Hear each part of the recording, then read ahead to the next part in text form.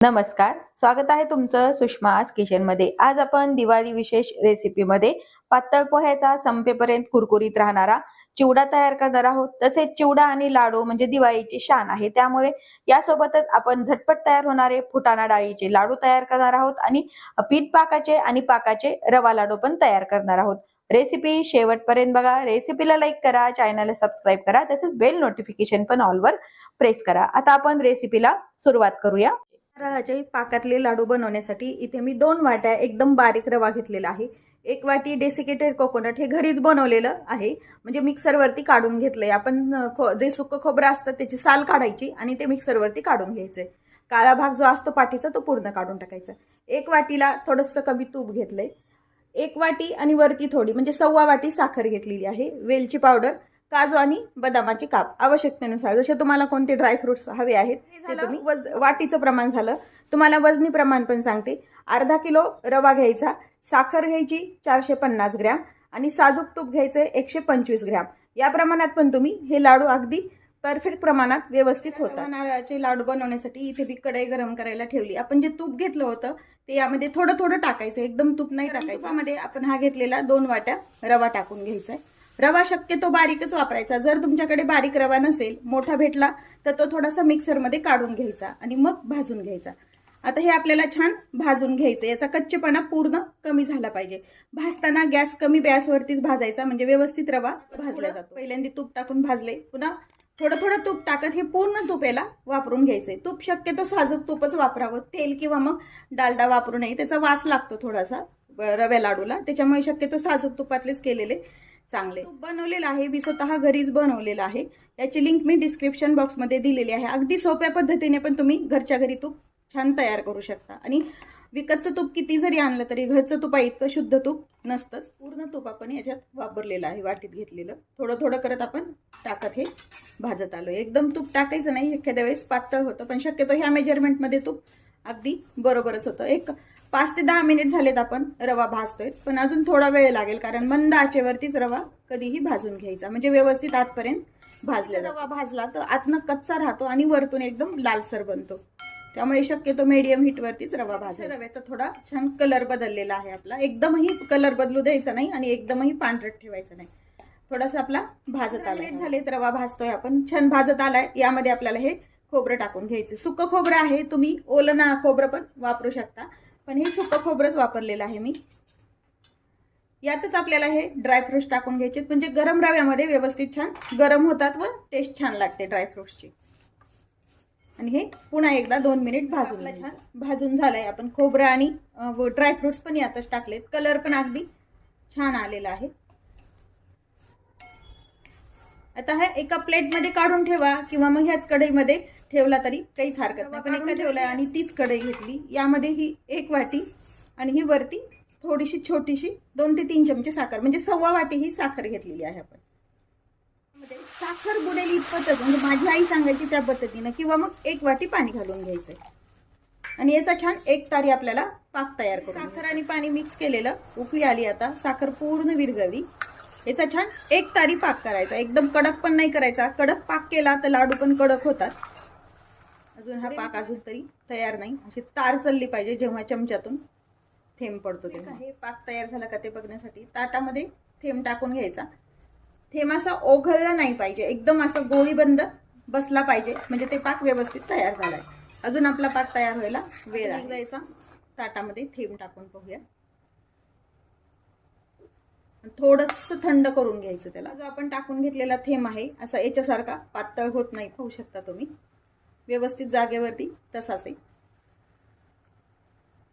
गोळी बंद पाक, गॅस बंद करून घेऊया, म्हणजे आपल्याला पाक आपला पुढे जात नाही, जास्त कडक बनत नाही। त्यामुळे एकदा तुम्हाला मी असं बंद केलंय, आपण यामध्ये पाक थंड करून घेतलाय आणि अशी तार चालली पाहिजे पाकांची, व्यवस्थित अशी चिकट झालाय व्यवस्थित, पाहू शकतो। आता हा पाक तयार आहे। रवा आहे आपण भाजून घेतलेला, यामध्ये टाकून घ्यायचा, कारण कढई गरम असते आणि पाक पण गरम असतो, त्यामुळे गॅस बंद केला तरी जातो, नाही तर पाक जास्त कडक होतो।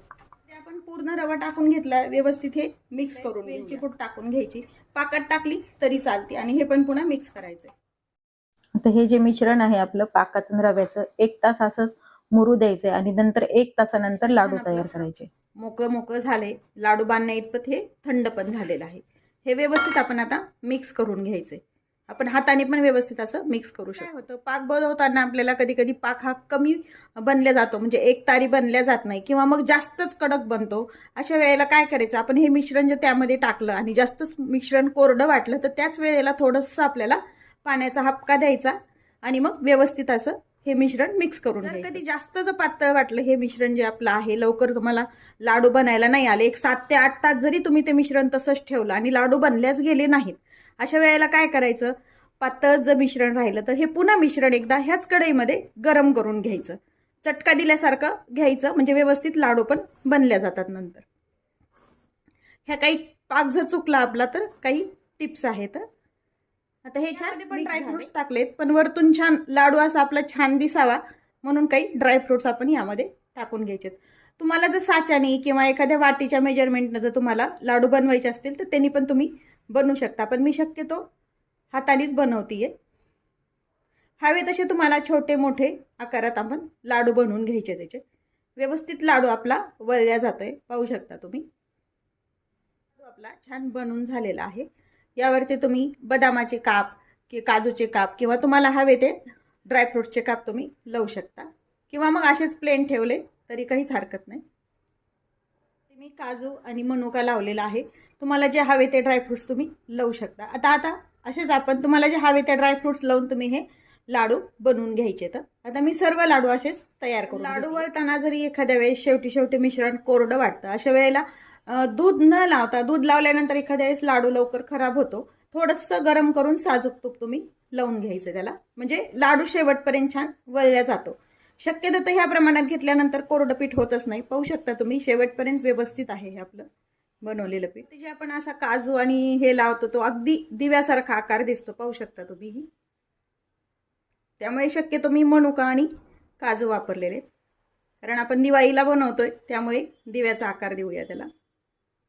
हे लाडू वळताना ठेवून घ्यायचं आणि असं दाबून घ्यायचं, म्हणजे व्यवस्थित त्यामध्ये प्रेस होतं आणि अगदी छान दिव्याचा आकार पण तयार होतो त्याला. अगदी छान दिव्यासारखाच दिसतो. पण शेवटच्या लाडूपर्यंत पण बघा आपल्या याचा मिश्रणाचा व्यवस्थित असा लाडू बनला जातो. ज्याला व्यवस्थित आपण जे माप घेतलंय ते बरोबर झालंय. फक्त पाक बनवताना काही काळजी घेतली तर लाडू कधीच बिघडणार नाही. या पद्धतीनं केल्यानंतर मी जे सांगितलेले टिप्स आहेत त्याचं फॉलो केल्या तर कधीच पाक बिघडणार नाही. यामध्ये मी जे मेजरमेंट आहे ते तुम्हाला वाटीनं आणि किलोनं पण सांगितलेलं आहे, ते मी डिस्क्रिप्शन बॉक्समध्ये पण दिलेले आहे. टिप्स पण मी डिस्क्रिप्शन बॉक्समध्ये दिलेले आहेत, त्या तुम्ही तिथे पण पाहू शकता. बघा शेवटचा पण लाडू आपला अगदी व्यवस्थित बनला गेलाय. थोडंही तूप वगैरे काहीही लावायची गरज पडली नाही त्याला. पण लाडू आपला किती छान बांधला गेलाय. सर्व लाडूचा पण लाडू आपला किती छान बांधला गेलाय. पाकातले रवा लाडू तयार आहेत. आता रवा लाडूचा दुसरा प्रकार पाहूया, बिनपाकाचे रवा लाडू. लाडूचा दुसरा प्रकार बिनपाकाचे रवा लाडू. त्यासाठी लागणारं साहित्य पाहूया. रवा लाडू बनवण्यासाठी इथे मी 2 वाट्या बारीक रवा घ्यायचा आहे. मोठा रवा नाही, एकदम फाईन रवा जो असतो एकदम बारीक रवा. 1 वाटी पिठी साखर घेतली, अर्धी वाटी साजूक तूप घेतले, काही बदामाचे काप मी या पद्धतीनं करून घेतलेत. वेलची सोलून घेतलेली मी, अख्खी पूड घेतलेली नाही. काजू आणि बदामाचे काप तुम्ही तुमच्या आवडीनं वापरू शकता.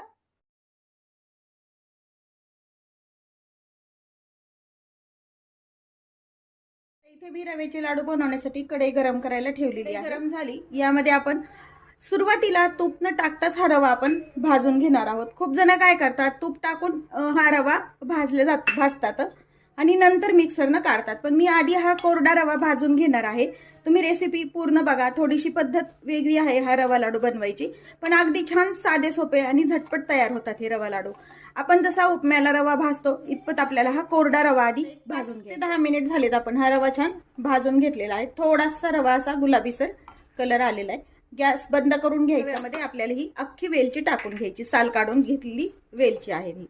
आणि हा रवा एका ताटामध्ये आपण काढून ठेवणार आहोत, म्हणजे रवा छान थंड करून. रवा आहे आपण एका ताटामध्ये काढून घेतलाय, व्यवस्थित असा थंड करून घेऊया. यामध्येच आपण वेलची पण टाकलेली आहे. अशी ताबडतोब तुम्ही जर सोलून वेलची टाकली तर त्याचा वास अजून छान लागतो रव्या कोणत्याही लाडूला. व्यवस्थित थंड झालेला आहे. सोपी पद्धत आहे रवा लाडू बनवायची. आता हे थंड झालेला रवा आहे एका मिक्सरच्या भांड्यात घेऊन घ्यायचा आहे आपल्याला. हा जो थंड झालेला रवा आहे मिक्सरच्या पॉटमध्ये घेतलाय. हा मिक्सरवरती आपल्याला छान बारीक वाटून घ्यायचा आहे, म्हणजे एकदम पीठ तयार होईल इतपत आपल्याला हे बारीक करून घ्यायचं. रवा आहे हा एका चाळणीत टाकून चाळून घ्यायचा आहे, म्हणजे थोडा जरी रवा याच्यात कचकच राहत असेल तर तो आपला पूर्णपणे चाळणीवरती चाळून निघतो.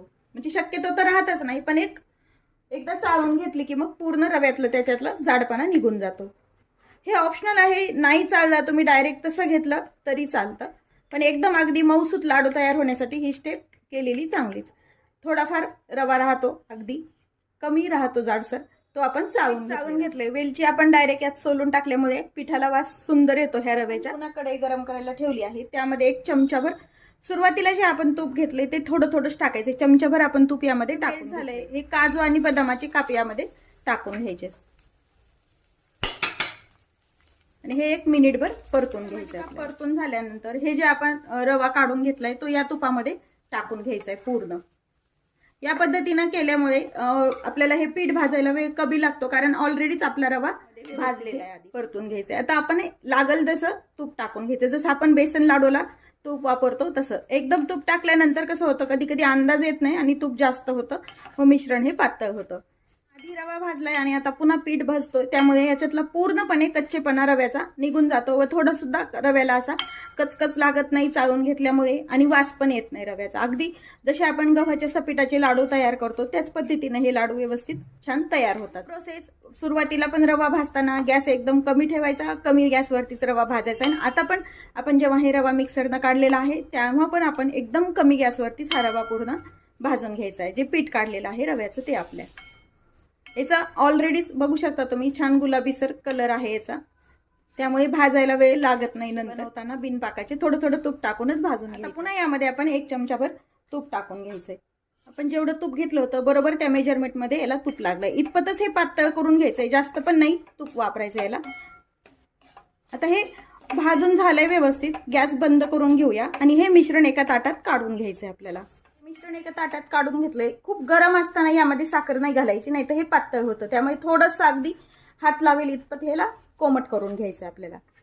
फार थंडही नाही करायचं आणि फार गरम याच्यातही आपल्याला साखर मिक्स करायची. हलवून थंड करून घेतोय. थंड झालंय, यामध्ये आपण घेतलेली तेवढी पिठी साखर टाकून घ्यायची आणि हे व्यवस्थित मिक्स करून घ्यायचं मिश्रण. साखर आणि रव्याचं मिश्रण आपण मिक्स करून घेतलंय. हे थोडंसं कोमट आहे. नंतर आपण यावरती झाकण काढून 10 ते 15 मिनिट असं 20 मिनिट झालेत. हे मिश्रण आपण मिक्स करून घेतले. आता हे व्यवस्थित थंड झाले, तुम्ही हाताने पण व्यवस्थित मिक्स करू शकता. पाहू शकता तुम्ही तुपाचं प्रमाण पण अगदी योग्य झालेलं आहे. अशी मूठ बळल्या जाते, व्यवस्थित तूप बरोबर झालंय आपलं त्याला. जर तूप कधी कमी वाटलं, लाडू तुमचे बनले नाही, तर यावरती तुम्ही थोडंसं गरम करून साजूक तूप पण टाकू शकता. मिश्रण आपण व्यवस्थित मिक्स करून घेतलेलं आहे. आपलं हे मिश्रण एकदम थंड झालंय, तरी हे बिलकुल असं कोरडं नाहीये, म्हणजे तुपाचं प्रमाण याला व्यवस्थित झालंय. आपल्या मिश्रणाला कलर पण किती छान आलेला आहे. तुम्हाला जर थोडेसे पांढरटसर लाडू आवडत असतील तर थोडं रवा सुरुवातीला जेव्हा आपण कोरडा भाजतो तेव्हा कमी भाजून घ्यायचा. आता हे आपल्याला हवे तसे मिश्रण हातात घ्यायचंय आणि तुम्हाला हवा तसा छोटा मोठा लाडू याचा तुम्ही तयार करून घ्यायचा आहे. काही जण गोल लाडू बनवतात, काही जण बसके असे चपटे लाडू बनवतात. तुम्हाला आवडतील त्या पद्धतीनं तुम्ही हे लाडू तयार करून घ्यायचे. लाडू बनवून घेतलाय, थोडासा असा हलवून घ्यायचा हातामध्ये, म्हणजे हा छान असा प्लेन लाडू तयार होतो. पाहू शकता तुम्ही अगदी छान असा लाडू तयार होतो आणि चमकदार पण दिसतो. हे जे बदामाचे अर्धवट काप करून घेतले होते हे यावरती प्रेस करून घ्यायचे.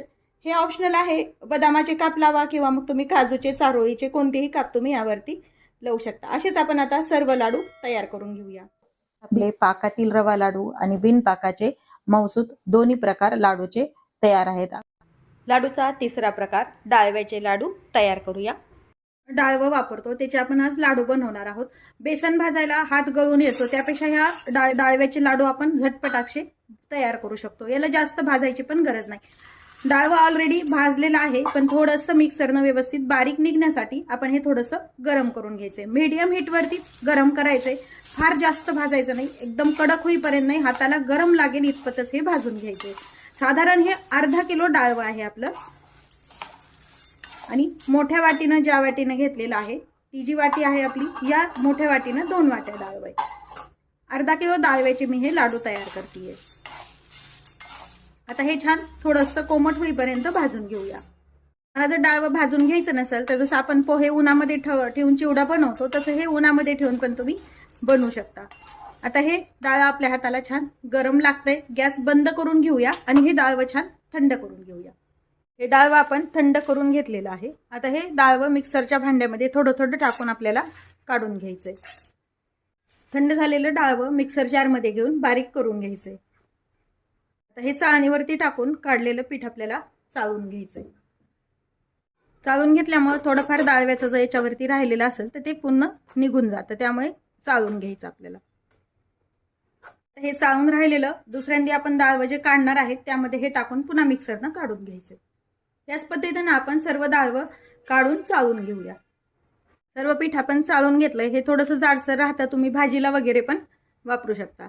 अगदी बारीकही करू नका, म्हणजे थोडंसं रवा राहील असंच राहू द्यायचं, म्हणजे लाडू अगदी छान दाणेदार तयार होतात आणि रवा खायला पण टाळाला वगैरे चिटकल्या जात नाही.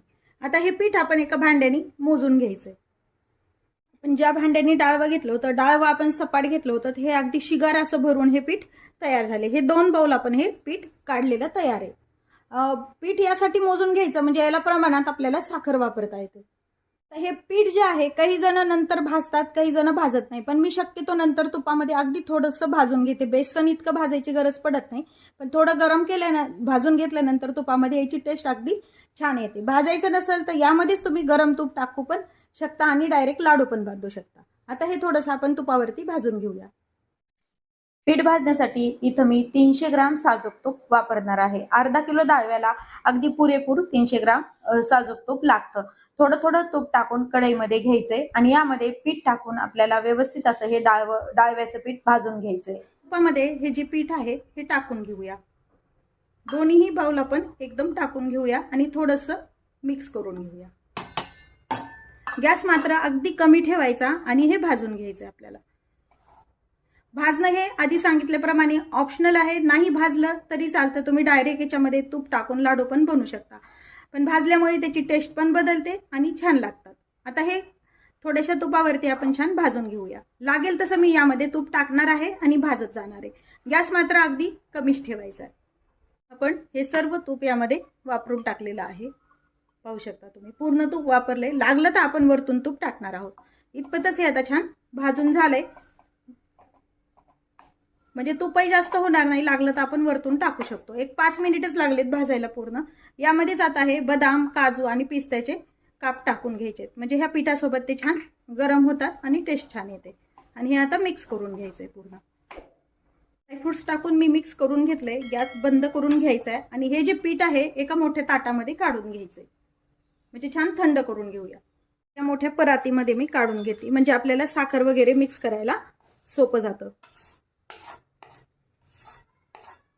आणि थोडंसं अगदी हाताला कोमट लागेल इतपत हे थंड करून घ्यायचं, मग साखर मिक्स करायची. नाही तर काय होतं, गरम याच्यात जर साखर मिक्स केली तर लाडू हे पातळ होतात आणि पाक तयार होतो साखरेचा. त्यामुळे थोडंसं कोमट होईपर्यंत त्याची वाट बघायची आणि मग साखर मिक्स करून घ्यायची.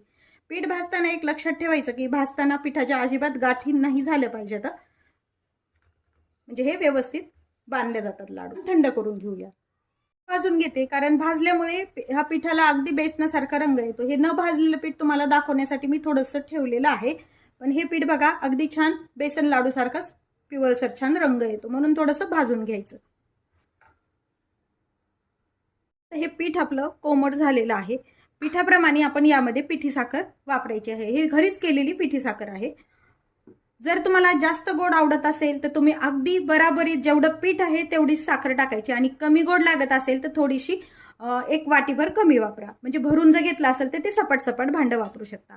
जसं तुम्हाला गोड आवडतंय त्या पद्धतीने तुम्ही हे करा. शक्यतो बराबरीत घातल्यानंतर लाडूला छान गोडवा पण येतो, पण आजकाल साखर जास्त खाल्ल्या जात नाही, म्हणून तुम्ही कमी पण वापरू शकता. मी यामध्ये थोडीशी कमी साखर वापरणार आहे बराबरीत वापरण्यापेक्षा. आपलं पीठ हे 2 भांडे या पद्धतीनं होतं, पण मी सुरुवातीला 1 भांडं टाकतीये आणि वरती फक्त अर्ध भांडच हे पिठी साखर मी वापरणार आहे, म्हणजे हे पाहिजे तेवढे गोड लाडू तयार होतात. अर्ध्या भांड्यापेक्षा थोडंसं वरती घेतलं तरी काही हरकत नाही. गोडीचं प्रमाण सांगितल्याप्रमाणे तुमच्या आवडीनं कमी जास्त करू शकता. भांड अगदी भरून घेतले आणि एक भांड थोडंसं कमी घेतलंय. आणि ही साखर पण आपल्याला चाळून ह्या पिठामध्ये टाकून घ्यायची, म्हणजे याच्यात थोडंसं जाडसर जर असेल तर ते निघून जातं.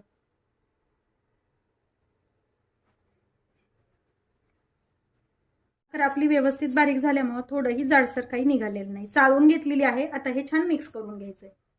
वेलचीची पावडर एक छोट्या चमचाभर, घरीच केलेली वेलचीची पावडर आहे ही. आता हे मिक्स करून घेऊया.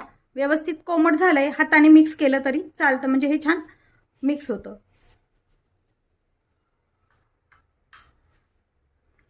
एकजीव अगदी साखर आणि पीठ छान मिक्स करून घेऊ. हाताच्या गरमीमुळे याला तूप पण छान सुटल्या जातं आणि हे छान मिक्स होतं. पीठ आपलं अगदी कोमट आहे. एकदम गरम पिठामध्ये पण साखर घालायची नाहीये. हे पीठ आणि साखर व्यवस्थित मिक्स करून झालंय. हातामध्ये छोटासा पोर्शन घ्यायचा. याचा लाडू वळला जातो का ते चेक करायचं, नाही तर यामध्ये आपण तूप वापरू शकतो. अशी मूठ बदली तर छान लाडू हा बनला जातो. थोडंसं तूप टाकलं तरी चालतं तुम्हाला, किंवा अगदी कमी तुपात जर बनवायचे असतील तर हेच पीठ तुम्ही हातावरती असं रगडून घ्यायचं, म्हणजे आपल्या हाताच्या गरमीनं त्याला तूप सुटतं आणि छान लाडू बनले जातात. एक मी तुम्हाला बांधून दाखवते.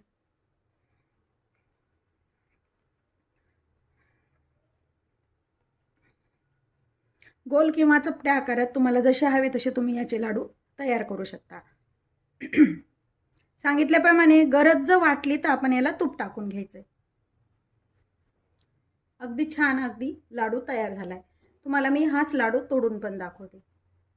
तूप अगदी प्रमाणात पण झालेलं आहे, पाहू शकता तुम्ही. असेच आपण सर्व लाडू तयार करून घेऊया. दिवाळी विशेष लाडूचे आपले 3ही प्रकार तयार आहेत. आता आपण खमंग आणि खुसखुशीत पोहेचा चिवडा तयार करूया.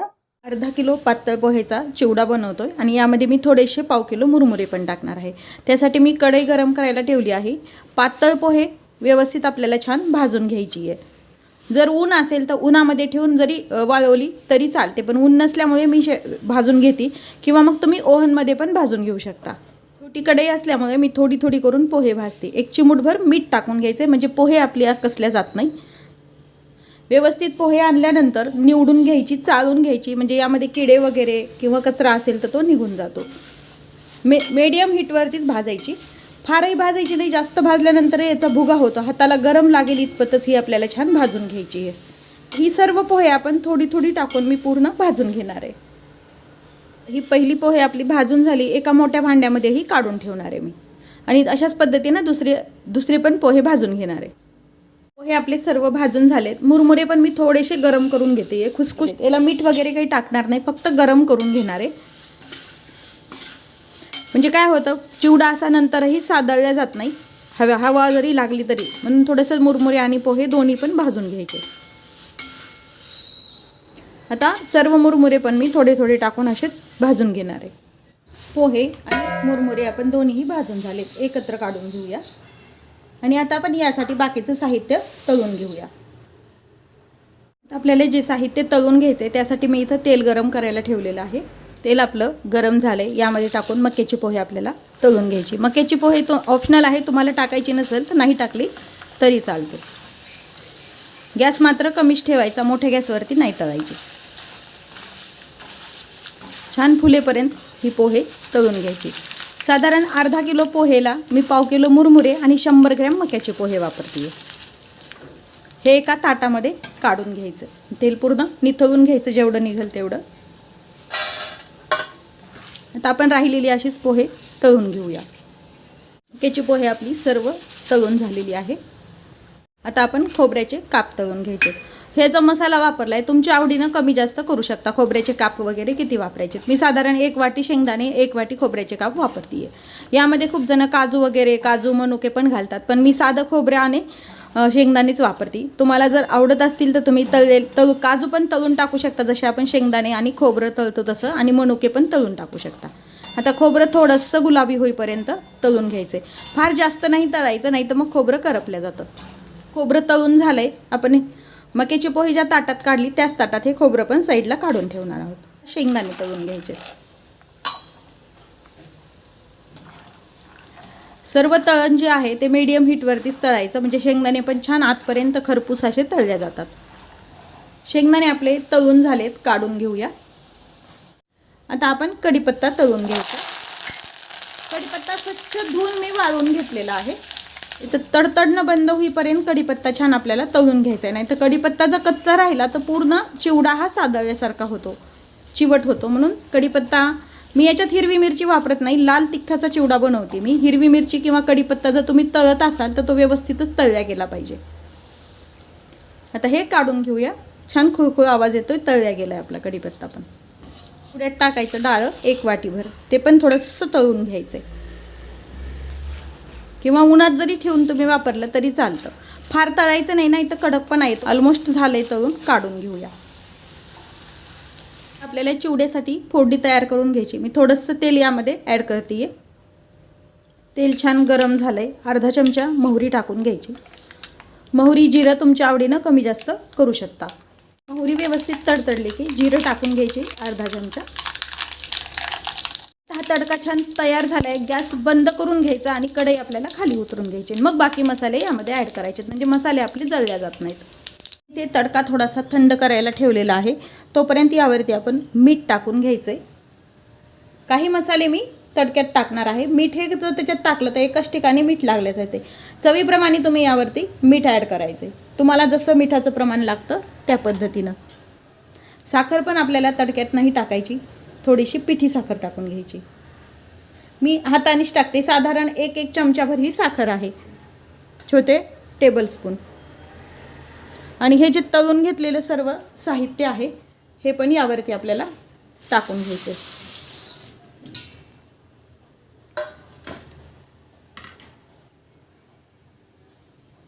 बनवून घेतलेला तडका आपला थोडासा गार झालाय. यामध्ये 1 चमचाभर हळद टाकून घ्यायची. खूप थंड नाही आणि खूप गरम नाही, इतपतच हे असलं पाहिजे.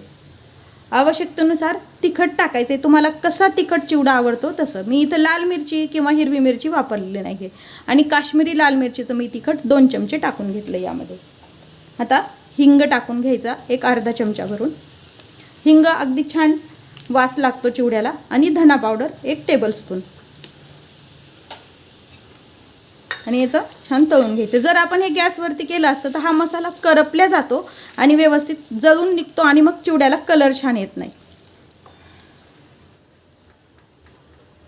मस्त वास येतोय मसाला तळल्याचा. आता हे जे तळलेलं सगळं जिन्नस आहेत हे यावरती टाकून घ्यायचे. तर पाहू शकता कलर किती सुंदर येतो अशा पद्धतीने केल्यानंतर. थोडं थोडं टाकून मिक्स करायचं, म्हणजे काय होतं पूर्ण चिवड्याला हे व्यवस्थित लागलं जातं.